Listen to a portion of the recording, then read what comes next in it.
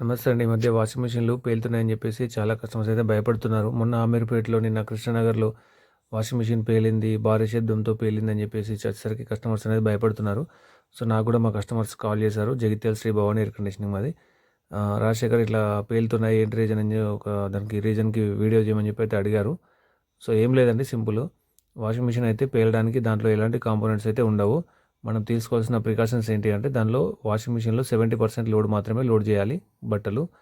అట్లాగే ఎవ్రీ 40 అవర్స్‌కి ఒకసారి అయితే ఖచ్చితంగా డ్రమ్ క్లీన్ చేయాలి. ప్లగ్ అనేది ప్రాపర్‌గా చూసుకోవాలి. ఎర్తింగ్ ఉండాలి. పవర్ హెల్తీగా ఉండాలి.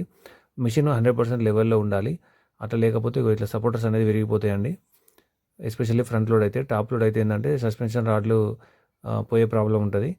ఇంకా ఏదైనా వాషింగ్ మిషన్‌కి సంబంధించిన డౌట్ ఉండి, ఇంకా మీ ఫ్రెండ్స్ అండ్ ఫ్యామిలీకి ఎవరైనా డౌట్స్ ఉన్నా కూడా నాకు ఈ స్క్రీన్ పైన నెంబర్ ఇస్తాను. వాట్సాప్ చేయండి. మీకు ఏ డౌట్ ఉన్నా సరే నేను వాట్సాప్‌లో క్లియర్ చేస్తాను. ఇంకా కావాలంటే ఏమైనా డీటెయిల్స్ కోసము మా పేజ్‌ని ఫాలో చేయండి. లైక్ చేయండి. Thank you.